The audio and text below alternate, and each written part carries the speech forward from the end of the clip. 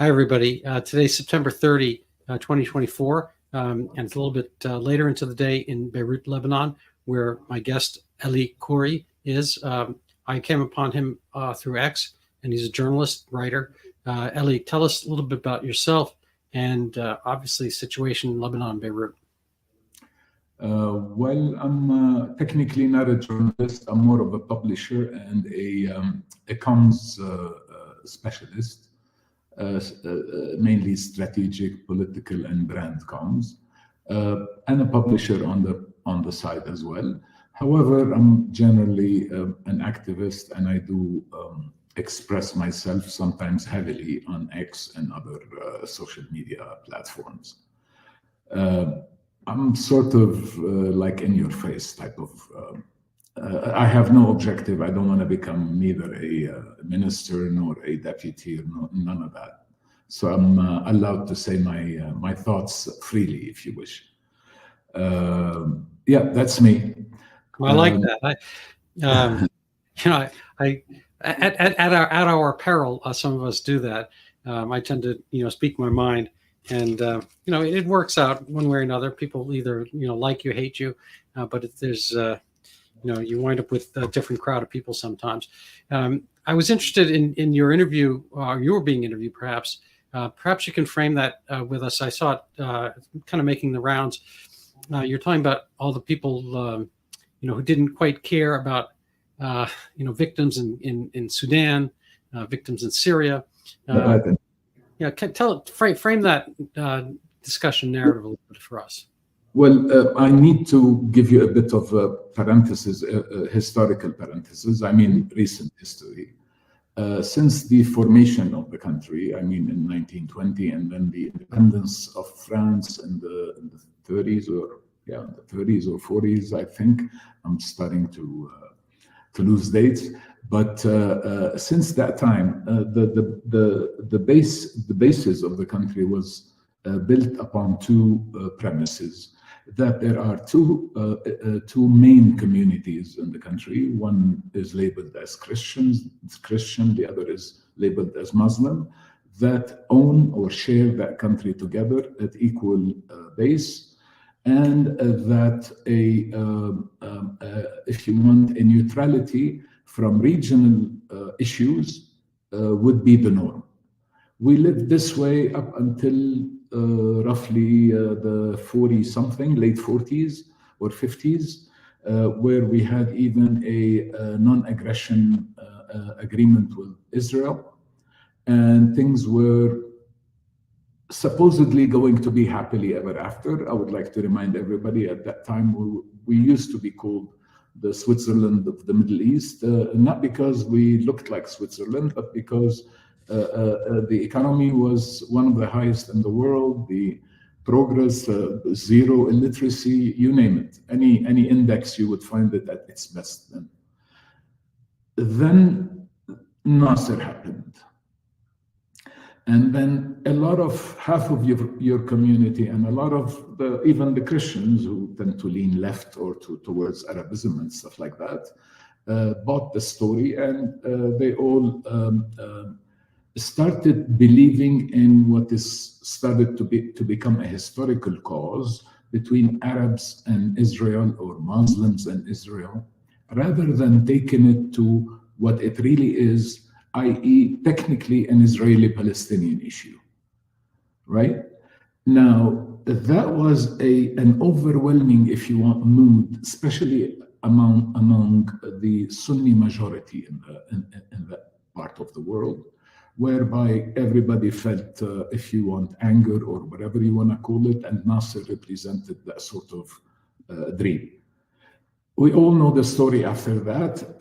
Nasser tried to shake the country in 58, whereby he wanted it to become part of what is called the axis of resistance. Not resistance at that time, it had a different name then, while Lebanon was supposed to be neutral. However, it seems that Nasser had some common sense in his mind and left us alone and decided that yes, Lebanon is no country for waging wars and things like that, and left us alone for a while. But after he really stirred some troubles, unnecessary troubles, that tallied, if you wish, with, if you remember, the 58 American Marines landing in Beirut. That was around that time. Anyhow, that story did not end there, as we all know. Then came the PLO, and I'm not going to delve into the details of when the PLO came into Lebanon and how, mainly through Assad's regime after they fled Palestine.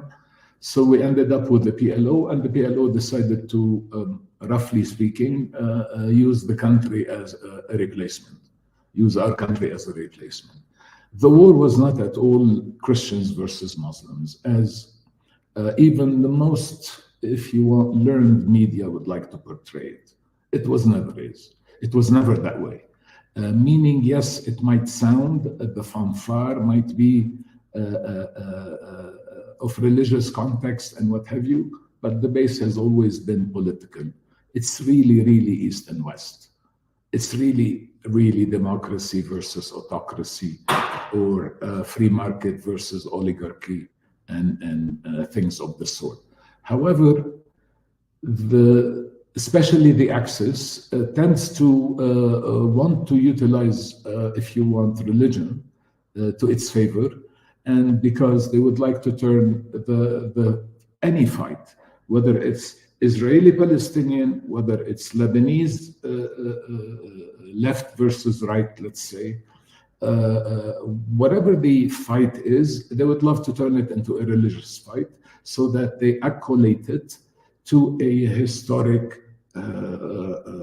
event that needs to rally everybody, and that's where the term comes. No voice comes above the voice of the battle. Hmm. So that battle started with Arafat. We got rid of Arafat with the help of the Israelis. Then we got a beautiful president in place immediately after that, only for the Assads to assassinate him. Is that Hariri? No, that's Bashir Gemayel. They assassinated him 15 days after he took office, just before he even took office, and after he was elected, I meant. So the first assassination to prevent Lebanon from standing on its feet and get rid of this duality, the battle was lost, I mean, from a Lebanon angle at that time, because the Assad managed to assassinate Bashir. And after that, things started degenerating back into rendering the South, again, it used to be PLO land, Fatah land. It then turned into Baath land, and now it's Tehran land. So we've been renting that space to probably the three worst regimes you could think of. They are so outdated, it's almost fun to criticize them. Because really, and I have a parenthesis here. When I read some of the mainstream respectable media and even mostly left-leaning, if you wish, or too far rightish or whatever, the way they look at the situation is hilarious, actually. They understand nothing of what's happening. They just see black and white and no blurs in between. No, the reality is as simple as that. There is something called the Axis that has a dream of a fight that will never end, which is called from the sea to the river. And that means we will never end. It doesn't even accept a two-state solution. It just wants everything. And guess what? The same thing happens everywhere else in the region. That's what was happening in Lebanon, in Syria, and everywhere where Iran sets foot in, or Baath used to set foot in, for that matter. So at this stage, well, we were hostages. We are still briefly hostages, but at least the Operation Freedom have started, if you wish. If I want to describe it to you, there was someone standing at the door and at the window and at the balcony, claiming to own the place, claiming to decide on behalf of the place, of course forcefully because he's loaded with guns. And then all of a sudden, and you were the hostage inside the house, all of a sudden the hostage taker is now trying to hide under you, under the table, under your chair, where he was screaming hell at you, saying that he's protecting you. He's now under your protection to even breathe. His family is under your protection. His whole population is under the protection of the Lebanese Republic. If there wasn't a Lebanon Republic, I don't think Israel would have ended, or not, it hasn't ended yet, would end its operation just with Hezbollah. Because there is Lebanon, Hezbollah survived so long. Yeah. But when it became unbearable to Lebanon first, it also became unbearable to Israel as well. Yeah, there's a lot to unpack there. Just as a side note, I mean, Hezbollah is not part of this kind of ethnically based constitution, or however you have the governance, where I think the prime minister's Muslim, the president's Christian, and somebody's Druze. I'm not sure which minister. They're kind of like new onto the scene. There was, I think, maybe in the 70s, 80s, there was a thing called Amal, which I think was the Shiite representative. How did it turn into Hezbollah? Do they have any actual, voice or stake in the real government? Or are they just kind of like a shadow, government acting on their own unilaterally because they can? No, here's the situation. Right before 2022, the elections, the last elections, Hezbollah and his allies had over 2/3 of the parliament. After those elections, they lost that 2/3. They don't even have half. They barely have third, and with some muscle stretching, they might have half. But here's the thing. We do not need to, if you want, pair Hezbollah with Shiites. Of course, it's only it's a party that is only Shiite, but it does not include all Shiites, nor do all Shiites subscribe to Hezbollah. Amal itself is also a situation, a hefty situation, albeit. In fact, it used to be the main one before Iran replaced Assad in the country. So if you want, I would give them equal weight. However, there is also a lot of, if you want, not being able to speak, silent majority there also. Majority, I would not, it's probably an exaggeration, but a hefty amount of people among the Shiite community also who do not agree to all of this. So if you want, Hezbollah is the issue only because Hezbollah has two problems and they are structural problems. The first item, which a lot of Western media fails to see, that Hezbollah actually is not a legal party in the country, because the constitution and the laws of the country would not allow you to start a religious doctrinated party. Of course, most parties have some sort of a color. One party has a Druze color, the other has a Christian color. Amal has a Shiite color, but it is not about some religious fantasies that the whole country need to follow. It's about the country and the community itself. So they are not religious, they are communitarian, if you wish. While Hezbollah is an indoctrinated foreign Shiite, a form of Shiite that is foreign to the country, that was not present in the country before the 80s, early 80s, and it was financed and infiltrated into the country and became dislodged only by the Ba'ath allowing it, and of course citizens, looking the other way when they're busy with their own affairs and the troubles of the country. So there is no harm at all in describing Hezbollah for what it is, and that does not mean one is describing a certain sect as such. Mm-hmm. No, I understand that. It's it's a little bit of like a Venn diagram. It's a subset of the Shiite population. I get it. I would like to pair this with this idea. It's like when you're, if you want, cursing a Nazi, someone would actually ask you, why are you cursing the Germans? Not to mention that the previous, the other organization or party called Amal has also its substantial roots and size and used to be the prime one.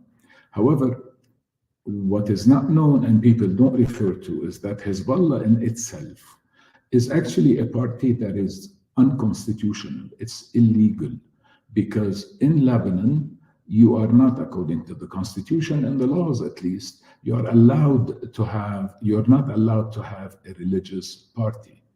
Meaning, yes, you can have a national party such as Amal, which is, okay, it has a color, a Shiite color. There is a party that has a Shiite, that has a Druze color. There are parties that have Christian colors, but they are essentially community parties. They are national parties that busy themselves mainly with a certain community. While Hezbollah is first as an ideology not local, it's not from the country, it came from Iran. It's foreign even to local Shiite or Shiism, if you wish. And it occupies only a portion of Shiites, which is not, the totality of the country.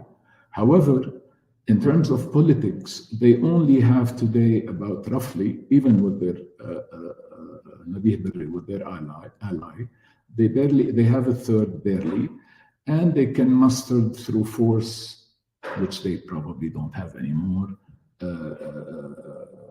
more seats. So they lost their, if you want, grip on the parliament. Now losing their grip on war is another story. So technically, there are 2-3 things that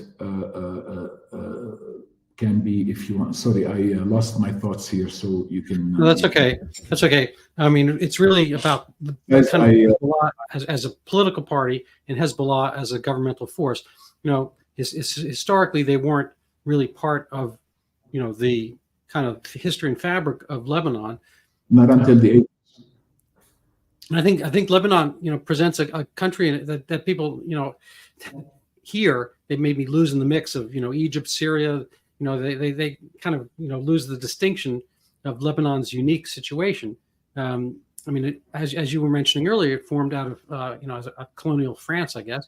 But it was intended, there was a substantial Maronite Christian population. There still is, but I believe it was majority Christian. And there were, the concept was to provide kind of checks and balances politically and give people shares of the government. And so it's a unique situation. And not only was Lebanon the Switzerland of the Middle East, but Beirut was seen as the Paris of the Middle East. And it had the best universities, the best kind of governance and efficiencies and so forth.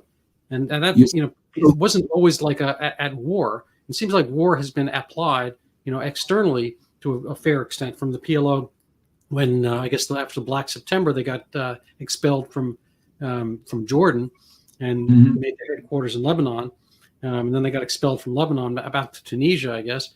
But it just seems like it's one of those places that's been at the juncture of a lot of different forces. I'm wondering, talk about the recent occupations of Lebanon.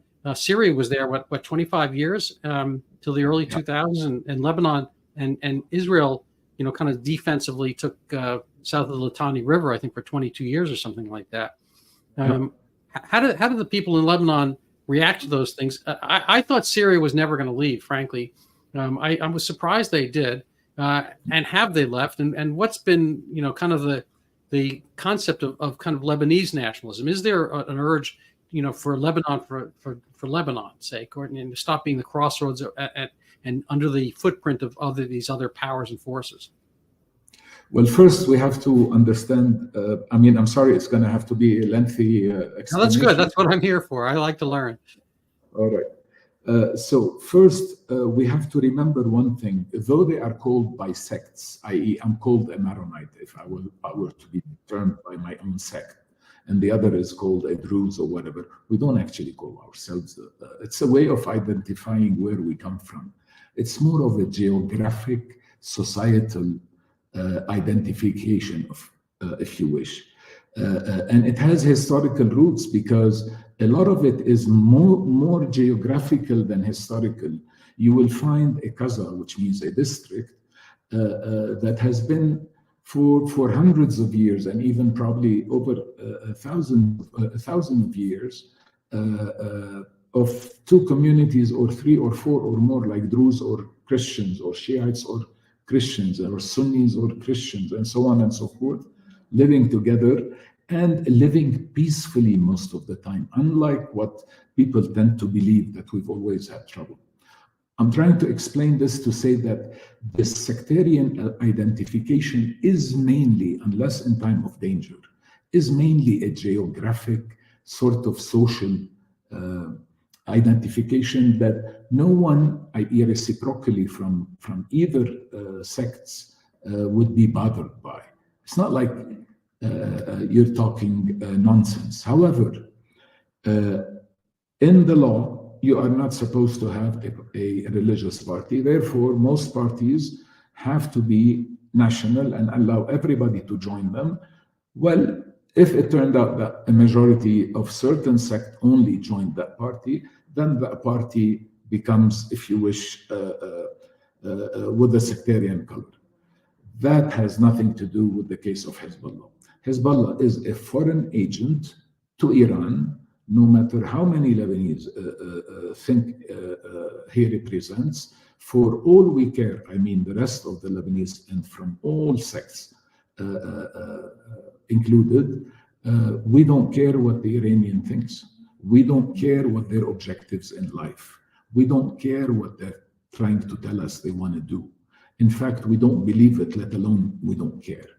So the same thing we tend to want to say to Iran, we can easily and want to say to Hezbollah, except until yesterday or the day before, we couldn't really, because at the end of the day, they could kill you. You are either assassinated or they take down to the streets, block the country.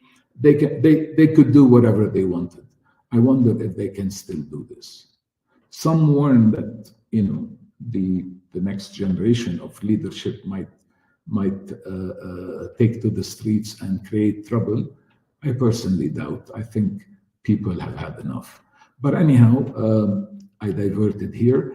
I hope this answered your question. Yeah, absolutely it did. I had on Putkin Azarmer on my show a little while ago. He lives in London and is an Irani expat, having left, I think, after the 1979 ascension of Khomeini, you know, the revolution, whatever you want to call it, the Islamic Revolution. He actually was told me that Khomeini, his thoughts, I guess, you know, his madrasa was in Beirut or in Lebanon.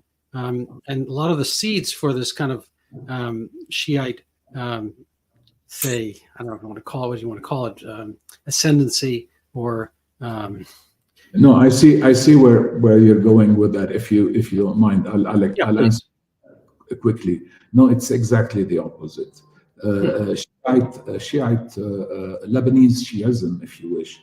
It's called. I'm no expert, by the way. So if I make any mistakes, please do not jump on me. I mean, for the audience, that is. But for what I know, it's a local Shiism, if you wish, that has that did not look like this before. This form of Shiism came from Iran.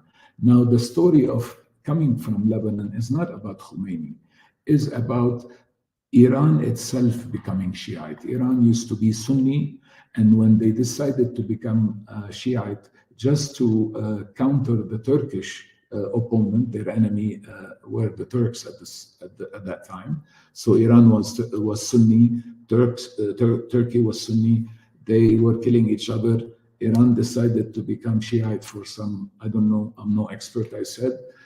And it seems that most of their scholars of decent, normal, soft, if you wish, Shiism came from Lebanon, apparently.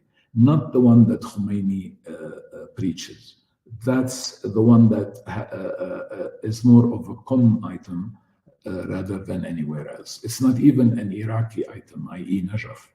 No, it's more of an Iranian, if you want, influence. Yeah, that's informative. So maybe we can kind of, well, I don't want to quite fast forward. I'd like to stop a little bit. I was reading about Rafiq al-Hariri, partly inspired by your piece on, I'm going to get his name wrong unless I check here. You had a piece on Samir Kassir. I'm probably saying it wrong. Can you just kind of fill in that era? I mean, this is after the assassination. You're saying Assad-backed assassination of Bashir Gemayel. Then we had kind of another assassination. Not kind of. We had another assassination. I guess even after he had left office, Rafiq al-Hariri, who was an interesting man, kind of very widely accomplished, and it seems, from my vantage point, respected and beneficial character on the Lebanese scene. I mean, somebody who didn't have to do that, had enough money to do anything, and politics, as we understand, can be dangerous and bloody sport. What happened to him with him? Why was he assassinated after, I guess, he had already left office? And what's been the fallout from that? And then again, who did it? Okay. Well, here's the thing.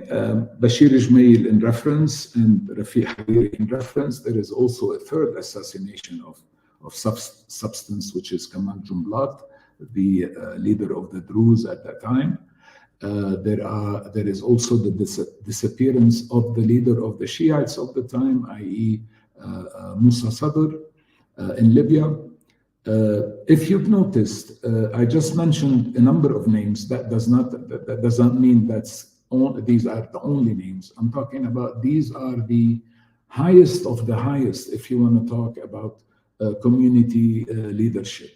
These were the aspirations and dreams of most of each of these sects.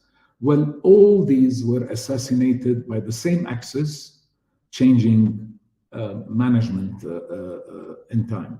While Bashir, Rafiq, Hariri, and all the ones that were assassinated after 2005, including a lot of them that were friends of mine, were all done by the Syrian regime, either by the father before, i.e. Bashir, or by the son after, including with Hezbollah's cooperation, if not at least knowledge. And in many cases, like the Hariri case, it was the execution part was Hezbollah's, if you want, responsibility. However, I'm trying to say is it's an axis problem. It's not only an Iranian problem. It's not only a Syrian problem. It's really a problem of about 2-3 regimes that are controlled by authoritarian, outdated, archaic, I like to call them 50s black and white parties that think they can change the world at this late age in time. These parties are the Ba'ath in Syria, the mullahs in Iran, and I don't know how many other, if you want, delusioned regimes there are in the region. These are not normal regimes. They are bound to crumble, as Syria did, and Iran, I would estimate, it will eventually crumble. Nothing abnormal remains. Well, it's a tricky one. There's an old parable I'll try to be quick with it. But there's a mouse who gets stuck on a peninsula. It's in the water. The tide's coming in. He's getting stuck. It's turning into an island, and so he wants to go back and see his parents and whatnot. And there's it's either a snake or scorpion, however you like. Well, I'll use a snake. Snake says, "What? Get on my back, and I'll swim over to the other side." And the mouse says, "Well, you're a snake. You're going to eat me." He says, "Well, fine. You stay here. I don't care." It's getting dark, and the little mouse is scared. It's fine. It gets on the snake's back, and they're swimming halfway over, and the snake reaches back and starts to eat him. It's like, "Well, you made a promise. You made a promise." It's like, "Yeah, but I'm a snake," Exactly. something like that. Anyway, it remains to be seen who eats whom here, in a sense. If Hezbollah is part of this kind of axis and this concept, which I think is fairly prevalent in certain aspects of Islam, of conquer, of forming the ummah, kind of rebring, whatever, the caliphate. I mean, whether it's, Al Qaeda is inimical to say the mullahs in the sense, but kind of have the same dream of having the world ruled by religion, by unitary, uniform belief in a religion. If you want, the first is our gangs. The latter is more like organized gang mafia. Fair enough. But in the case, I think it's Lebanon is a sense an anomaly in the Middle East, and it's harkens to an earlier, maybe more naive, more idealistic concept of people getting along and working things out. I don't think that's impossible. Obviously, the United States has long been a melting pot of different peoples and religions. So, the concept of the government is that there's kind of this battling coalitions, and nobody necessarily gets all of the pie all at once. But in the case of Hezbollah, that seems what they want. I'll just kind of segue to one example. I want to hear your thoughts on this. This is a video I saw about a year ago, and I wish I could find it again. Maybe you know what it is. It was a professor in Egypt, and it's 1970s or probably in the early 1980s, Sadat era. And he's asked about the Arab-Israeli, whether there could be land for peace. And he says, it's not about land. It's only about religion. And he's a secular guy. He's wearing a jacket and tie, and he's in Cairo. And he says, how do you mean? He says, well, look, if tomorrow everybody in Israel, all the Jews converted to Islam, they would be part of the Ummah. There would be no war. Everyone would lay down their arms. It's not the land. It's the religion. It seems that's kind of the unitary force. It harkens a little bit back to what you were saying on that video, that people don't seem to have the same kind of care or concern when it's within Islam. That when ISIS was had their own country in Syria / Iraq and whatnot, and they don't care about people dying in Sudan one way or another. And so forth. I'm wondering whether you have any thought and comment about whether this is all just, we're just kind of on a certain page of a bigger book, which is a religious war. Well, I'm going to, again, take all these sects that you just mentioned, mix them all up and put them in certain boxes to explain the situation, hopefully better. Lebanon and the rest of the Middle East, at least those countries that want to live peacefully and want nothing to do with wars and trouble, such as the GCC countries, Jordan and Egypt and the likes. And Lebanon should have happily been one of them, naturally, that is. All these countries have the same kind of, if you want, social opinion construct. It varies in sizes, it varies in degrees. There are shades of grays, white and blacks, and whatever.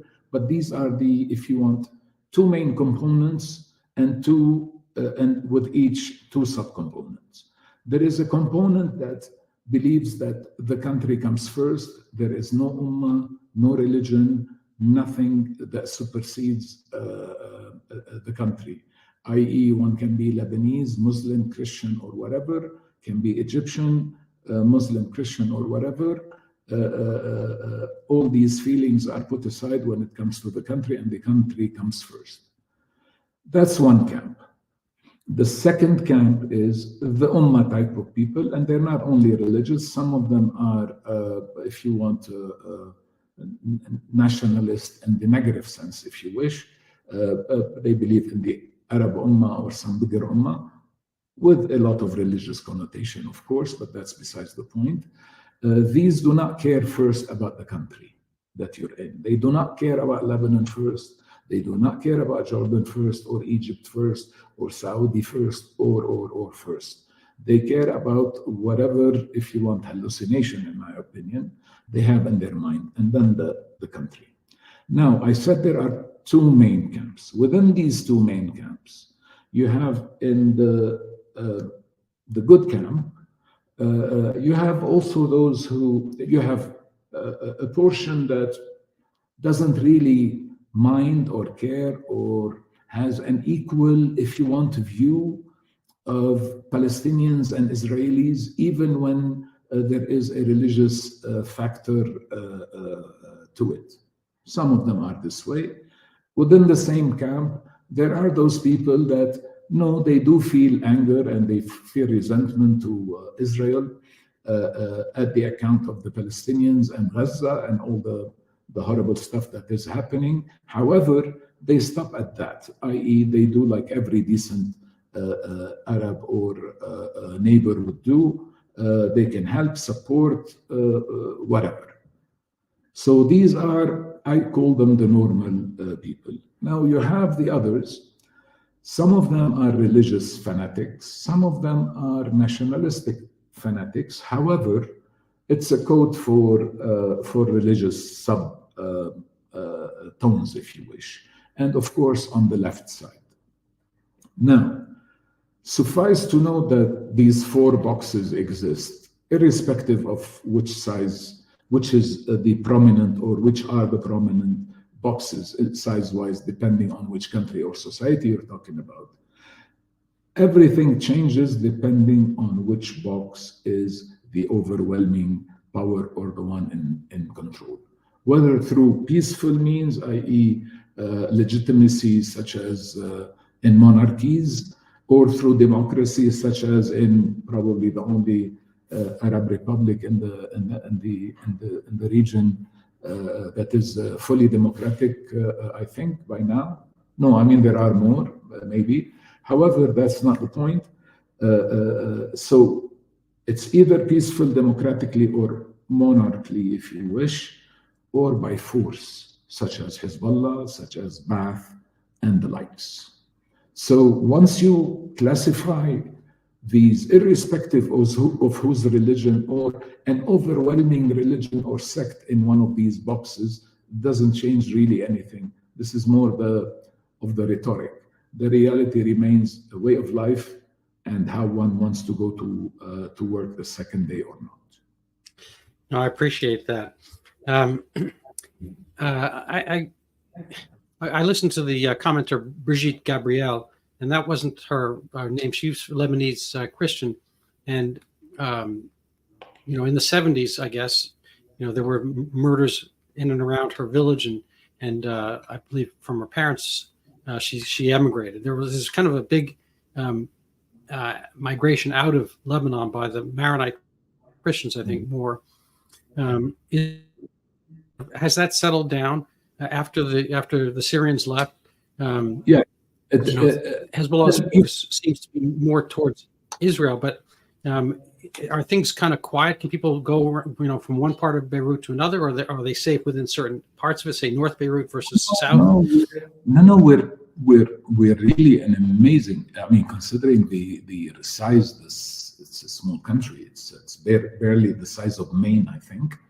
The amount of sects and communities living together everywhere. I'm talking rural, I'm talking city, I'm talking you name it. Whether you're up in the mountain or down on the beach, it's the same thing. People do live together. Of course, there are, you know, ghetto-like areas where some certain poverties in some cities, or you know, as any country in the world.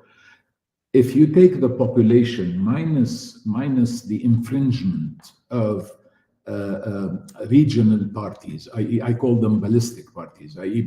parties that believe in transnational causes, if we are protected from these, remember we're a small country, if we're protected from these, the people will have just tons of fun. And I understand the agony of a lot of Christians who suffered. I'm one of them, who suffered even massacres and loss of friends and families and personal safety issues, and you name it, and having to leave the country and flee it a million times, and to live outside the country for as long as I could remember, so on. So all these are there, of course. But a lot of people have realized that it's not the neighbor itself, or is not the other person in that other town or that other street who's actually the enemy, that the enemy is actually someone from outside. Some people do not agree to that completely, of course. Some people still carry on both sides. Christians, Muslims, Druze, you name it, they still carry that extreme conservatism, if you wish, and consider it that it's a Christian-Muslim issue or vice versa. Yeah, there are still those. But if you talk to educated people, intelligentsia, normal working class people, no, it continues beautifully. So let me ask you a question. This is somebody similar name to yours, Jonathan El Khoury. I'm going to read this bit. I suppose I don't know if maybe you've seen it. As a Lebanese, this is one of the happiest days in Lebanon's history. As a Middle Easterner, this is one of the most transformative days in the Middle East. As a human being who holds peace before my eyes, this is the most important day for our region. Nasrallah and Hezbollah have terrorized the Lebanese people since the 1980s. He is responsible for the continuous downfall of Lebanon's economy and sovereignty. He bears responsibility for countless assassinations of fine Lebanese men and women solely for opposing his grip on our precious country. And he goes on, responsible for slaughter of thousands of Syrian, other atrocities across the Middle East. Every Lebanese and every decent human being should feel joy at the downfall of one of the greatest evils of our time. Now we have a real chance to look forward, ensuring Hezbollah's weapons are handed over to the Lebanese authorities and sitting down with Israelis in the West for genuine negotiations of normalization and peace between our countries, Israel and Lebanon. I don't know if you want to comment on that. I don't know if you've read the article I sent you. It's actually summarizing all what you just said. Yes, however, I did read it. I'll put it up in a second. Yeah. However, he is no. It's not the most important moment in our history. No, there are equally and more important points in our history. It is an important one, but not the most important one. Transformational for the Middle East, yes, at least for the Levant in the Middle East. Indeed, this war that has not ended yet, which so far has taken away the leader of Hezbollah and his entourage and his cabinet, whatever, has probably, I can't tell, has probably made Hezbollah lose the war. Now that's between Israel and Hezbollah, meaning whether Israel claims that Hezbollah lost or Hezbollah claims that he won, or vice versa, or whatever the case, there is another factor that we need to take into consideration. No matter Hezbollah's position vis-a-vis Israel now is irrelevant, irrespective.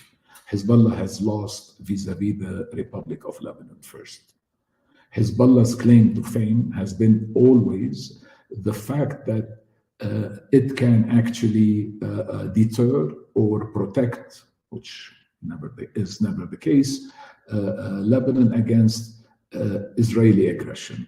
Of course, they don't mind at all Iranian aggression or Syrian aggression or that's besides the point, but only Israeli aggression. But Israeli aggressions do not happen unless somebody from our rented south aggresses them. So by getting rid of the axis, no other Lebanese wants to play the game of throwing stones at the neighbor's glass, even if a person is not, considers Israel as an enemy or as a negative country in the world or whatever, but will not go as far as jeopardizing his security for expressing his opinion.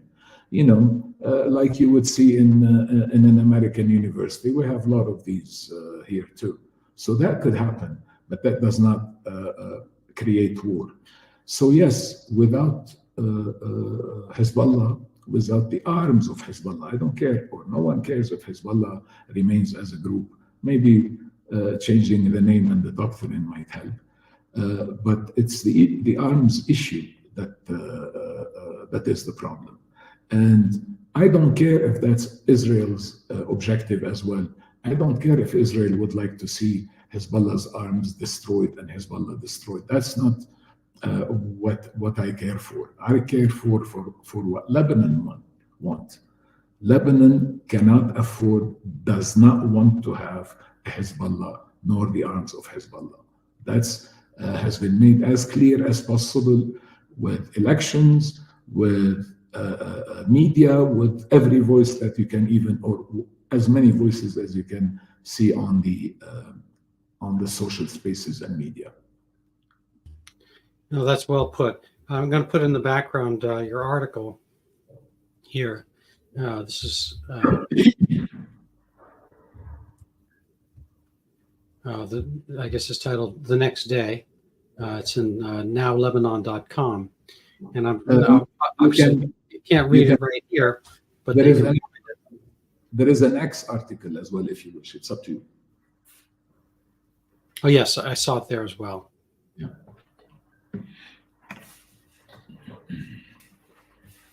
So tell us your thoughts about the next day.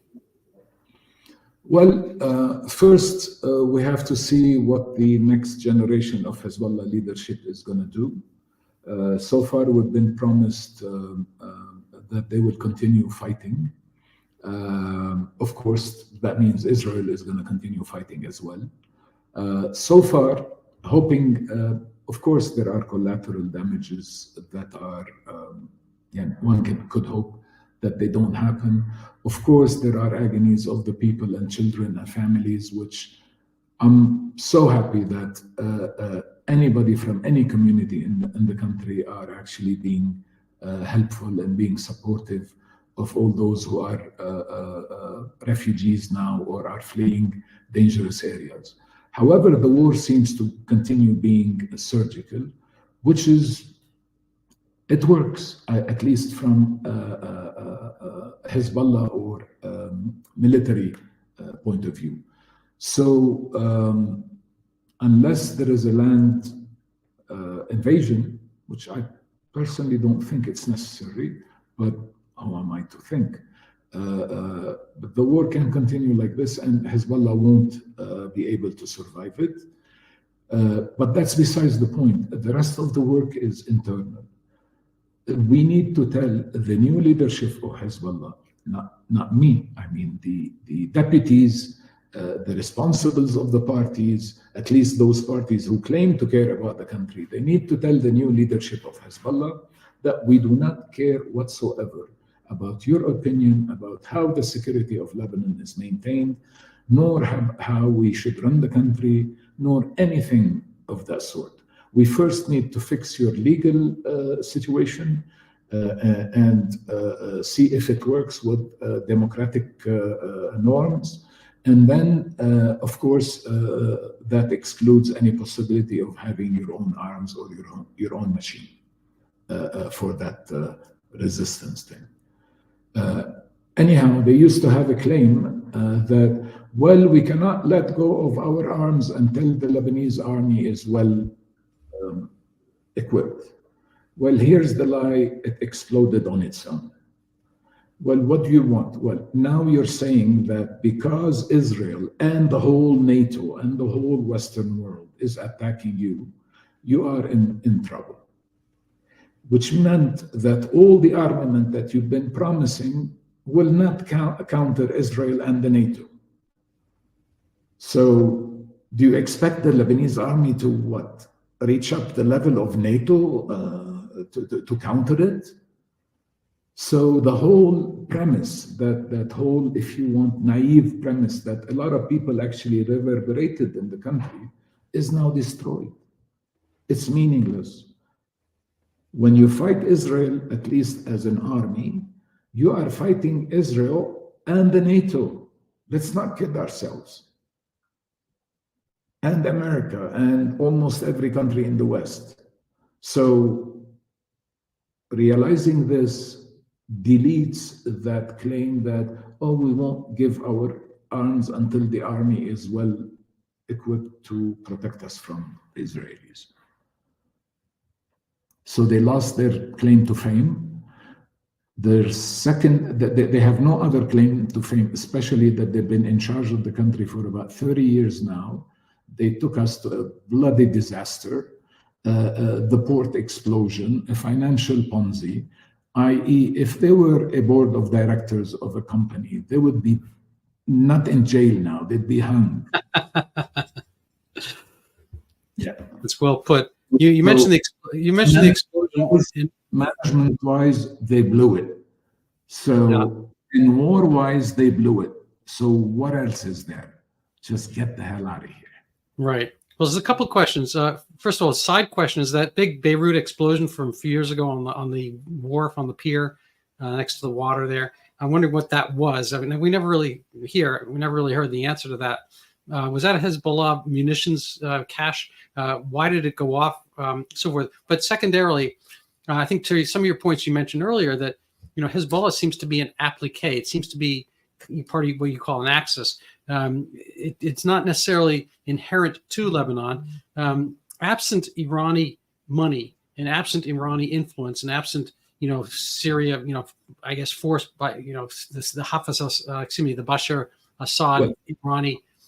They have Syria's borders to get to us, the Iranians. Remember that.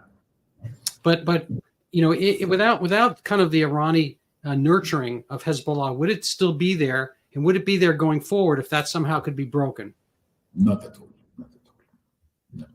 Maybe if Nasrallah was still alive because he had some kind of population charm or charisma and whatever you want to call it, he would have probably been able to keep the party as a political party or as a personal political party, if you wish. But other than that, it's impossible now. Without the arms, Hezbollah is meaningless, at least in local society. So to that extra point, there's a Lebanese army ostensibly. They just kind of have a truce between Hezbollah, or does Hezbollah influence the Lebanese army? Is there a Lebanese army? And how do they kind of view the picking off of these, kind of armed missile silo villas and so forth? This might come as a surprise, although we're in a hostage country. But we still practice a minimum of democratic norms, i.e., the army would not take action if it's not given the order by the political leadership. Well, absent political leadership, the army does what the army can do, which is at least maintain, minimum internal peace, avoid friction with Hezbollah, avoid friction, in fact, with anybody else that might want to cause friction. What I'm trying to say, unless there is a president and a speaker of the house, i.e., with the parliament that is nicely elected, and a government of what you'd call not private sector but capacities that is sovereign, the whole Hezbollah role won't be present even. But I need to remind you of one thing. Do not dissociate, at least so far, Hezbollah from all the axis. Meaning, if you cannot just get rid of one of the items. If you don't get rid of Ba'ath, it doesn't mean you're done with the problem. If you get rid of Hezbollah alone, it doesn't mean you get the problem. Though Hezbollah might be one of the star of the moon. I'm talking about you have to actually get rid of the tentacles. And ideally, get rid of the head of the octopus, not the tentacles, because the tentacles will then degenerate on their own. But if you're about tentacles, at least go as far as Syria for a cleanup, meaning Hezbollah, Ba'ath. I think Houthis should be also tucked down, hopefully by Israel or the NATO or the US or Arab forces or whomever. But I think the neighboring area of the GCC, namely Yemen and Lebanon and Syria, because Jordan is part of GCC by now, these neighboring countries through the GCC can be cleaned up now. Yes. Well, we're rounding out the hour here. I very much appreciate your having kind of given illumination of the situation. I wonder if you have any closing remarks and thoughts. Well, thank you for this opportunity. I hope I wasn't, the stories are so many, so I hope I wasn't all over the place. But there is one single item, is that we need to remember that Lebanon, the population is not the issue. Lebanon's problem is its neighborhood. Not necessarily Israel. Israel is not usually in the business of attacking Lebanon until Lebanon attacks it. But Syria is, Iran is, and previously many others. So we need to learn, or we need for everybody to realize that Lebanon is like Cyprus, is like Israel, is like Palestine, if and when Palestine exists as an entity, like Syria, if and when remains a single entity. All these are neighbors that we want to live with and go about our work. We are fed up with wars. We want to build a beautiful little place that people would look at awe when they visit or see it. That's all we want to do. And we want to love each other regardless of some backward mullah or autocrat, mullah in Iran and autocrat in Damascus wants to think.